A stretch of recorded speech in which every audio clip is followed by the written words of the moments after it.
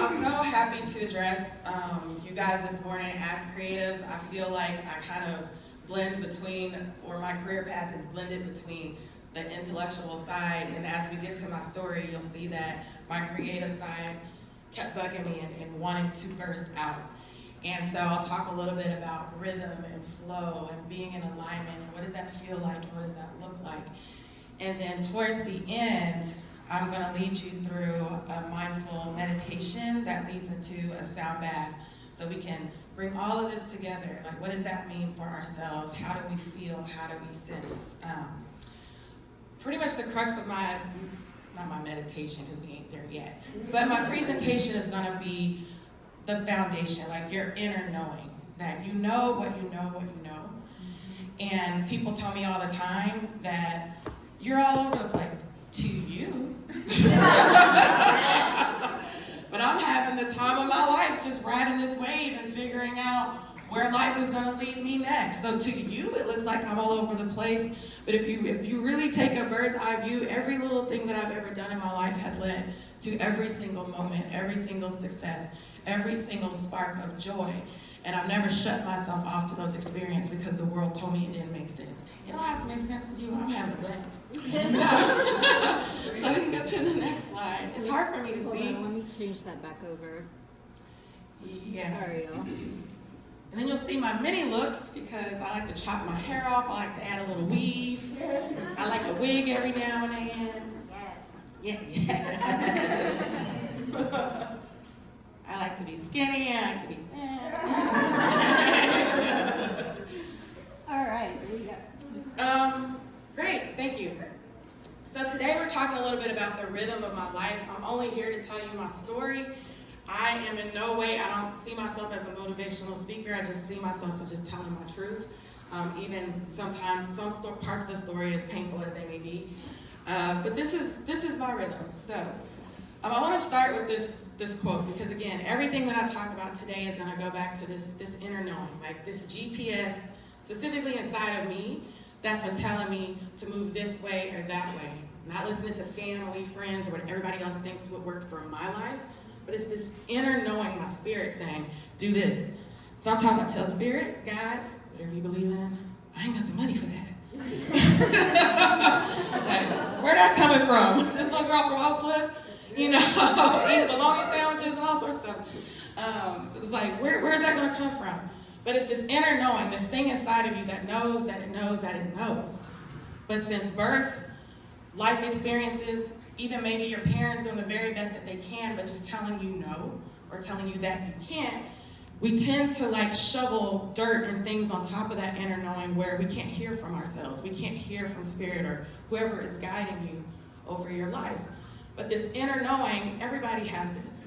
So spiritual growth requires the development of inner knowing.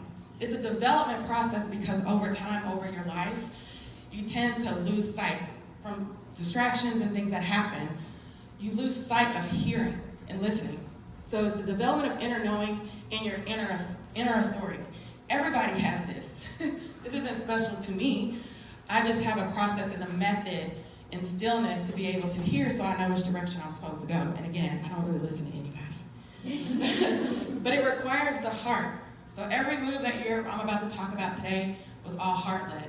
It's not intellect, because intellect is gonna give you fear. Intellect is gonna give you doubt. Intellect is gonna tell you you don't have the resources, you don't have the tribe, you don't have the money to do it.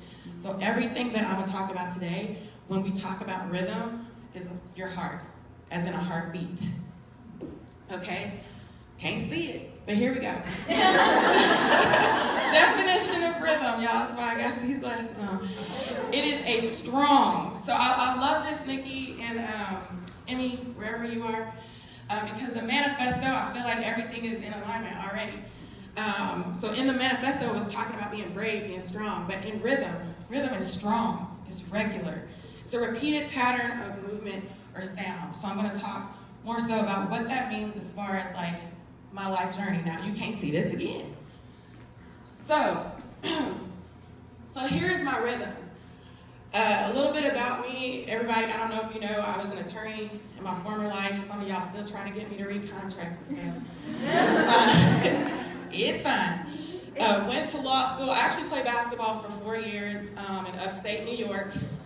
I didn't really have rhythm and flow when I went up there. I just went up there because I didn't want to be in Texas, and I wanted to go somewhere where my mom just couldn't just go down the street.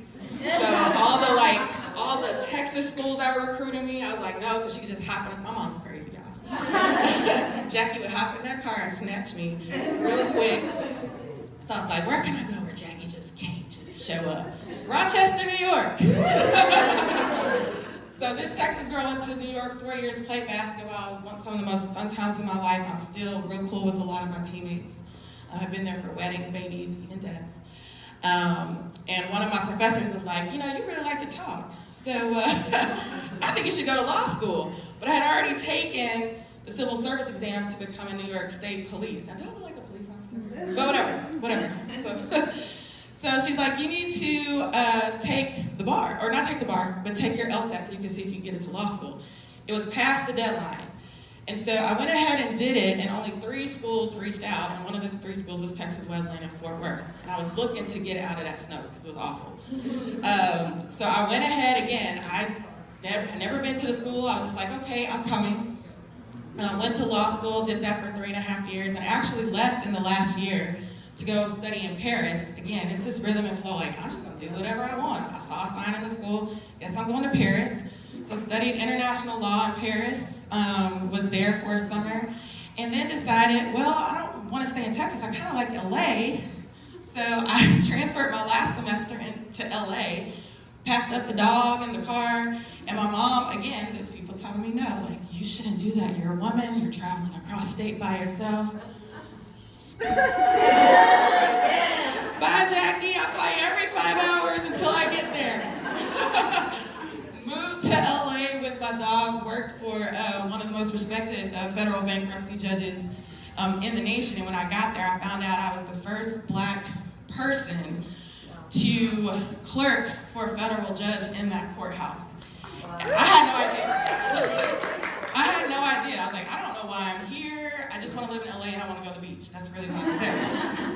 And it was so inspiring. There was a woman on the 9th floor. She was their most elderly clerk.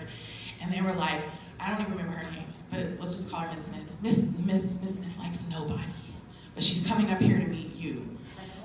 Great, that sounds fun. But she was an older Black woman. She was the one that told me this has not been done before, to have a law clerk sitting with this federal judge in our courthouse. So she took care of me, she vibed with me. Then I was, and to this day I'm very grateful for her. And she was pissed when he didn't hire me full time afterwards. He chose the girl that could ice fish. What you need with that in law? But whatever. So I moved back to Texas. I passed the bar on the first time. I work out of Houston, and I decided to take the bar again in California. I don't know why. There's 2 toughest bars in the country, and I decided to do it twice. And also was sworn in before the United States Supreme Court. And so I'm just making these moves, not really knowing where I'm headed, until one day I have a dream. And it's all about fashion and shopping. I had a really bad shopping habit, really bad. And I was watching this show on Bravo. I don't know if we have any Bravo maniacs in here who want to admit it. So there's this amazing fashion stylist. Her name is Rachel Zoe. Rachel Zoe had a show. I watch it every Tuesday night. It was my way to unwind. And I thought I was having the dreams because I was watching too much TV. But I really did have this obsession with fashion. I kept telling myself, man, I really love to style. I want red bottoms and wardrobe racks, and I want to go to New York Fashion Week. And I just kept saying it, so I was having these dreams. And I decided to just start this little blog, this little website, a little personal shopping business, and shop for other attorneys who look like me.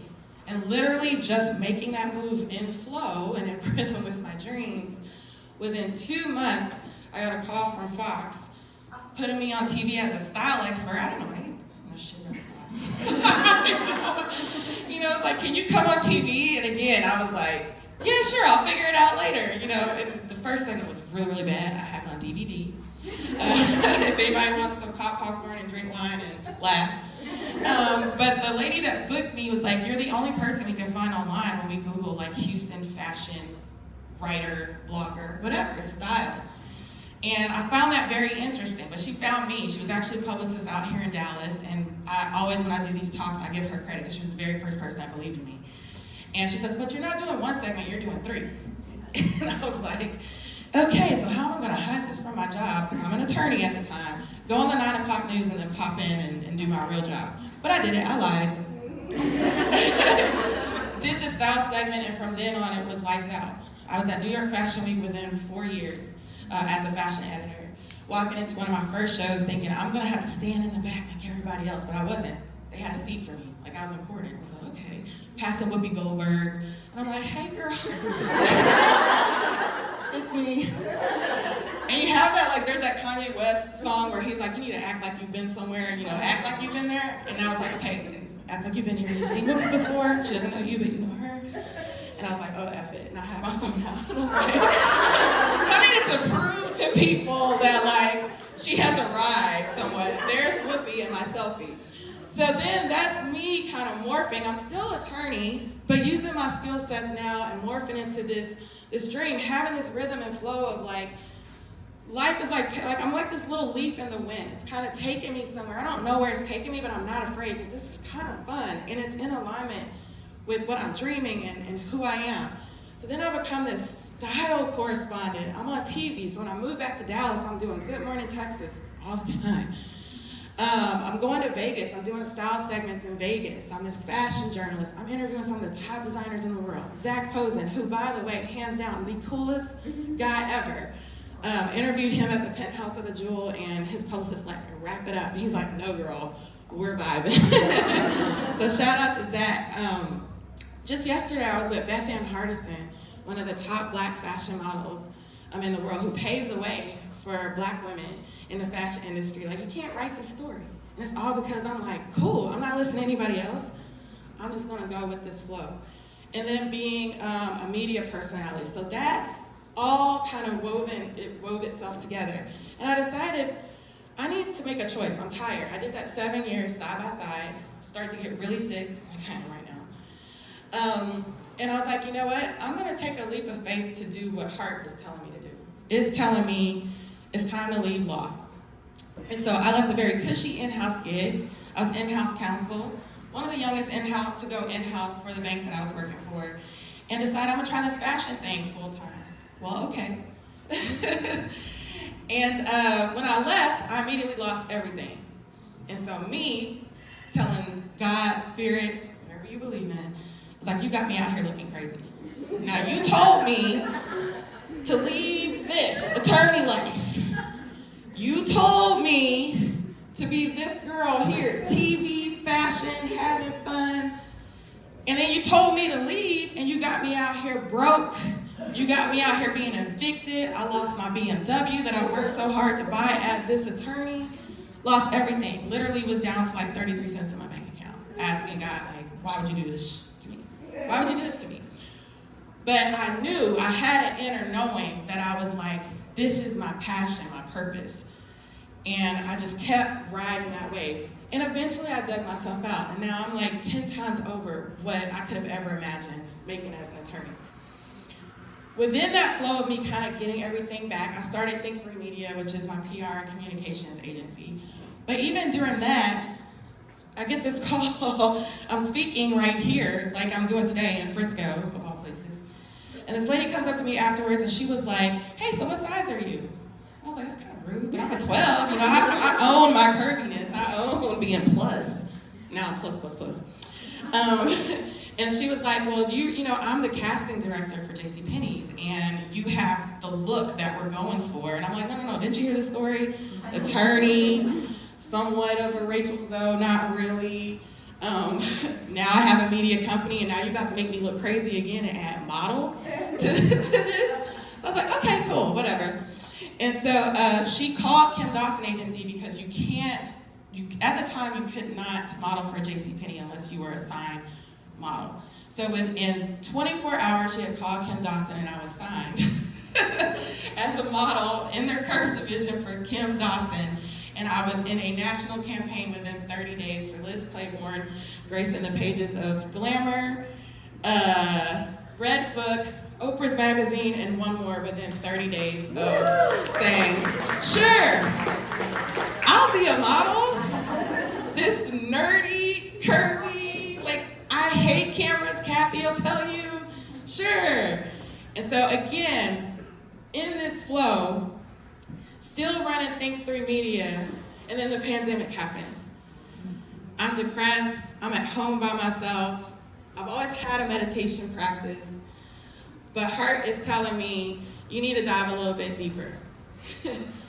So I started going to Breathe Meditation and Wellness. I was there every day, y'all, just trying to get out of the funk. When stuff happened with George Floyd, to be in digital marketing, or if you were the person that people called and told you, we have PPP funds and we want to spend it with you, that was a heavy responsibility. I had national companies calling me afraid to post things, and it was my call on what they posted on their social media on whether or not they would get canceled. It was the heaviest burden I ever carried. I don't want to go through that ever again. And I was my anxiety level was so high. I was like, I don't think I'll make it. But it was rough. So I was using meditation. I was like this close, like I gotta get some antidepressants, I had to get something. And it was something within that meditation and connecting back to heart process that helped me to get through. And when I went to the studio, Breathe called me and said, you posting that you're coming here is changing the diversity of our studio. There's people that are looking at you that you are okaying for them to have this type of process for themselves. And then I was like, I'm about to look crazy again. They're like, you should teach. I don't want to, but you should teach. But I really don't want to. Don't you see? I gotta sleep. So here we are, because I thought about everybody else, and then I love it, and became certified in meditation. And then Rhythm said, but you have a music background. So the first time I touched the gong teacher was like, and again, I'm listening to what people are telling me. The gong teacher is like, nobody picked it up as fast as you. And I'm like, really? It's just, bought a set of bowls, and I was like at home just playing around, and the first time I did a sound bath, and people were like, oh my God. And I'm listening, and I'm like, I have to do this. It don't make sense. But let's add that on to the resume. So it's no intellect. Everything that I've done was heart. I don't care about winning an award. I don't care about being recognized. But I will tell you this, because it is kind of cool. Within a couple of years of just saying yes to this practice, just this year I won the Joy Award with Taraji P. Henson's organization. Yeah. Out of all the practitioners in the nation, I've only been at this certified for over just a couple of years. And so all that to say is like, every one of us has this heartbeat, our rhythm. We have this inner knowing that's telling you to do stuff. And it's crazy. You got vision, you got things you have to launch, and it is outer worldly. You're gonna need some supernatural help to get it done. But I'm not special. I'm just a person that says, I'm willing to risk it all to have the life that I'm supposed to have. Attorney, style consultant, Rachel's, or whatever you want to call it. I hate being on camera. Model, still modeling. I just got a check from 7-Eleven yesterday. Won't he do it? I was like, that was 2 years ago. But okay. And now an integrative health and wellness practitioner. I am going to wrap it up, Nikki, I know. So, what is this rhythm? What does alignment and flow for you look like? This is all I know. So this is, like I said, from the heart. Trust. You got to shut the outside noises off. When you're out of alignment, when your rhythm is out of alignment, it's because you're distracted. Distracted from all the noises, even inside yourself. Yourself, your little me, is going to tell you, girl, boy, them, they, whoever. You can't do that. But you have to trust in yourself and whatever higher power you believe in, that this is what is for you. You have to be curious. Every single step, I almost had like this childlike curiosity. Like, if I go over here, what would that look like for me? If I'm over here doing this fashion stuff, or I'm miling down this runway, let me just have fun with it. I was twirling and doing all sorts of stuff where they're like, can you just walk straight? I'm having fun with this because I never thought this would be me. But you have to let go of all you think you know, because that's what's holding you back. And just start to have fun again. And then you have to surrender. We try to control every single aspect of our lives. I have a plan. Well, sometimes the plan is not to have a plan. So you have to release your control to this flow and this rhythm. I like to think of it, there's a meditation I lead people through where you take them to the water, Let them get in the water. And then you're the leaf, and the current is just taking you wherever it needs to go. And all you have to do is just relax. And now if you can float, now I know a lot of us can't swim, but if you could, in your mind's eye, just allowing the current to take you wherever it needs to go. But you have to surrender to do that. When you fight, what do? Sink. You sink. Surrender.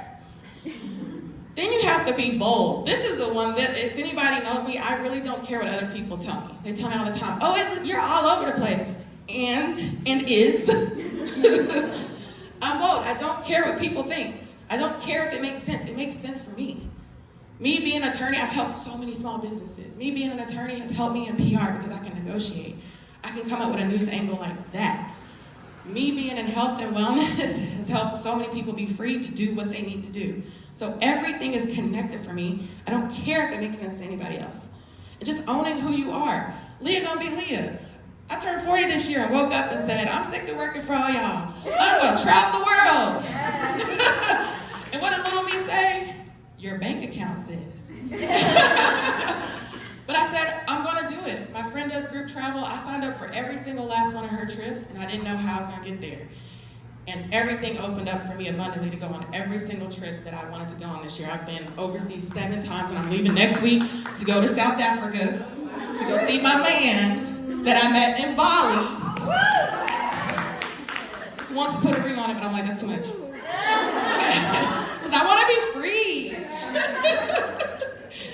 But to be and own who you are, and trust me, he loves it, and where you're being guided to be, and putting your blinders on to all that's around you. When you're in flow, you know it.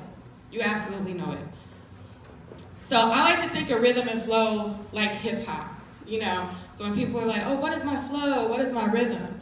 Well, for your life, there's a beat and there's a cadence. So when you can shut everything out, you can kind of get into that beat. I know y'all know what I'm talking about. Mm-hmm. When somebody is flowing real good, if they're like a real MC and they can flow off the dome, off the top for some of you guys, it's very effortless and natural. Like, I don't need to know the song. I don't need to know the words.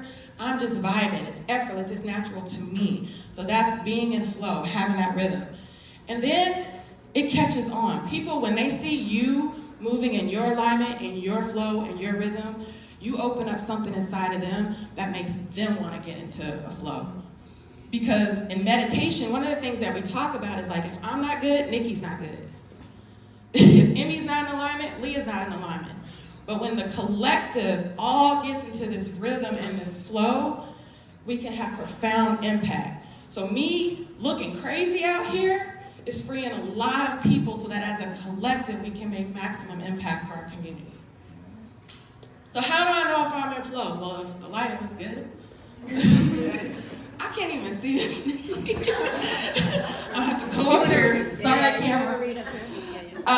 There's less friction and resistance. It's not saying that you're not going to have friction and resistance. You will. Like I said, I lost everything. I didn't have anybody help me to pull me back off the ground. I had to do that all myself. But it feels better. There's less stress. You're happier. You're in a creative space to be in your genius. Opportunities and resources are going to come naturally to you. So supernaturally, you cannot explain it. Where I was in fashion, there was people that hated me. They were pissed because it took them 20, 25 years. I got it in 2 to 3. People are mad at me now in the wellness space. Will you believe it? You're going to supernaturally surpass what is required or what you have to do because it is intuitive to you. Some of y'all out here chasing certifications, you don't need it. You have already everything that you need right inside of you. You just need to get to work. But you got to tell little me and everybody else, shut up. All right? If you're in alignment or if you're in flow, you're going to naturally know what to do. But again, everything is so caked up with distractions that we can't hear to know what to do. So we're going to do a meditation that can hopefully help you with that. When you're in flow, your creative genius is going to thrive.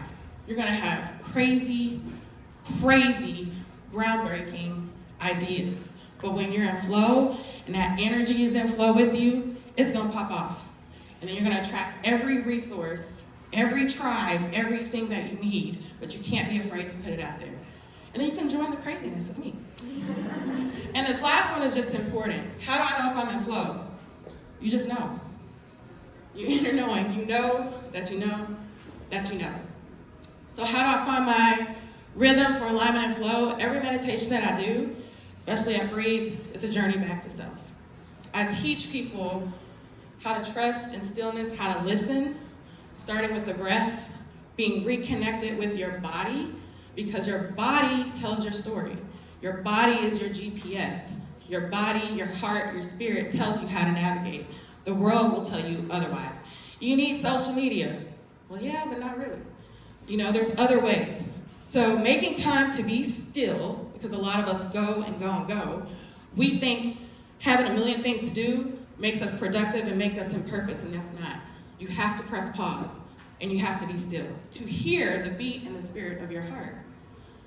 And then to also sense and feel. So in doing that, we're gonna do an exercise in 10 minutes, less than 10 minutes, a little bit less than that, because little Nikki, time crunch. We're gonna do a mindful breathing and a sound bath meditation. So this one is more of a connection with self. There's no right or wrong way to do it. I just want us to feel. Feel you, connect with you, feel your heart. And then we'll do a little light sound bath. And during that time, I ain't gonna be able to take you to the moon in 5 minutes. But during that time, I want you to sense if you can feel the vibrations and the waves from the instruments and notice what it's doing with your body. Because if you're able to create stillness in this moment to listen, and if you're able to create that stillness to feel, when you're out in the world, and that rhythm, and that flow, and that intuition is sending you your wave of where to go, you'll know, you won't have to think about it. You'll be able to do it. So this is a practice that I want you to see, like, what do I need to work on? So does that sound like a game plan for everybody? Yes. Cool? Cool? Yes. And whenever you're ready, just invite everybody to deepen your breath, taking a full inhale through the nostrils. Slow, gentle exhale out the mouth. Another deep breath in. Exhale out. Just know that your mind is going to wander and race. But it's okay when it does, just bring it back. You can say inhale in or exhale out. As you take your next breath in, on the out breath, just pushing away any thoughts that are ruminating, and then granting yourself permission just to be here, just for you, just for these next several moments. And just going ahead and softening all the muscles in the face, relaxing under the eyes and the nose, the cheek and the chin. Working your way down and relaxing the throat. As you take your next breath in, just allowing the throat to expand. A slow exhale out. Softening the shoulders down. Relaxing the body all the way till you get to the hips. Softening down. Allow the legs to get heavy until you reach the soles of the feet. And whenever you're ready, I just invite you to take one hand and place it over the heart. And just taking a moment just to connect with you. Right here, just feeling your heartbeat. As your hand is over the heart, you're feeling the warmth from your own hand to your heart, almost as a symbol of comfort, a symbol of love and compassion. Maybe as you're here and you're feeling the breath moving in, as you inhale, you feel your chest rise. As you exhale, you're feeling the chest fall. Just a simple act of breathing, noticing and connecting with your body. As you bring in the next breath, I want you to bring it in slowly and allow it to soothe you. So bringing in the breath through the nostrils, allowing the cool air to enter in. into the lungs. And as you exhale out, the same breath comes out, allowing it to cradle you and comfort you. And you're feeling the warmth as it exits your body. But this is you, here just breathing in and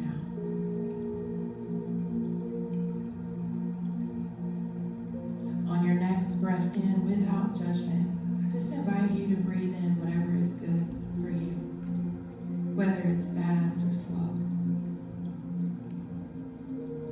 Almost attaching a sweetness to your breath. Feeling it as it enters your body, as it supports you. And just slow exhales out.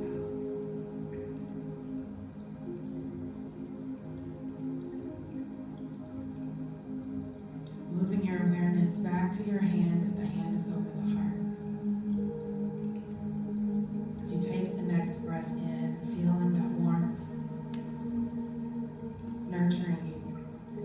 But as you exhale out, sending that warmth directly from your hand to your heart, almost as if you're telling yourself it's okay. Sending yourself the love and the compassion that you need for today.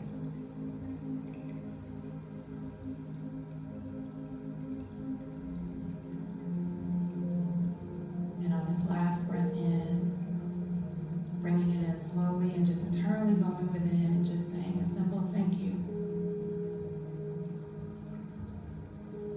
Just expressing your gratitude, just being able to feel life moving in and out of your body, feeling your flow, feeling your life force energy moving in and out, the thing that works for you, even when you don't pay it any attention, it's always there, your breath.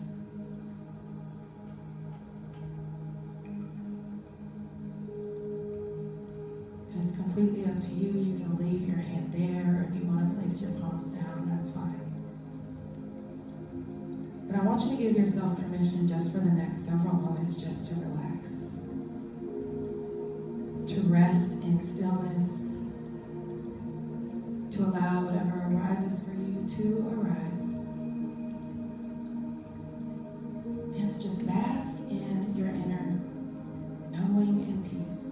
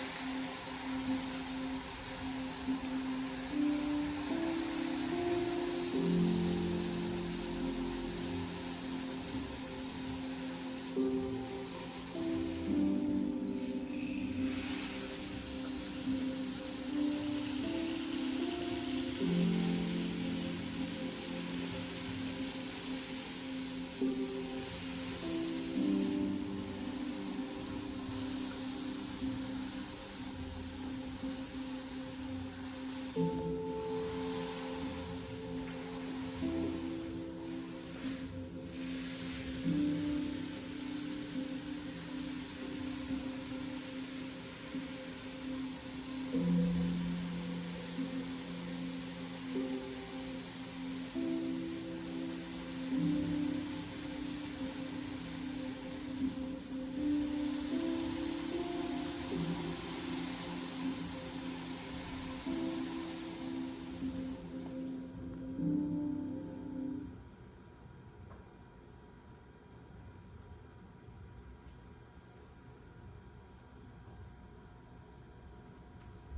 just taking a moment or two just to rest. Maybe noticing if there's a difference in how the body feels now than when you first arrived. Noticing sensations or maybe the mind. Just sensing how you feel. And whenever you're ready, just deepening the breath. Taking a full inhale in, bringing that same peace into the body. A gentle, slow exhale out the mouth. And beginning to make small movements.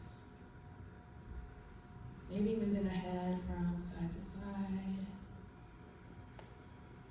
Or even giving the body deep stretch, whatever it needs. Moving the head from side to side. Wiggling fingers, wiggling toes. Just coming back. Feeling yourself supported by the mat or the floor beneath. Just coming back. And whenever you're ready, bringing your palms together at heart center if you choose. It's just in thanks and gratitude for our practice today, just to breathe, to be still, to connect and listen to our flow. And whenever you're ready, in gratitude, we collectively take a deep breath in here and exhale out. But I want you to keep those palms there. This next breath is just for you and only you. On your breath in, giving yourself exactly what you need today. Whether that's grace, compassion, love, peace, or stillness, or courage. Whenever you're ready, on the inhale, taking in what you need, taking a deep breath in. Feeling it, sensing it, allowing it to travel all the way through, and exhale to release. My name is Leah. It's been my honor and pleasure to be here with you today.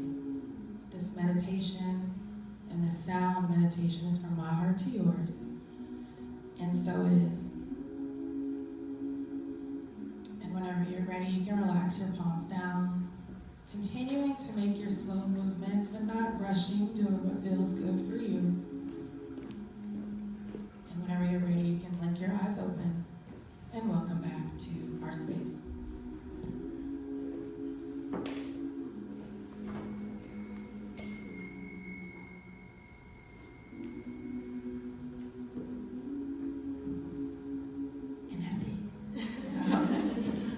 But I hope that practice is good for you. I normally do 30 minutes, 45 minutes.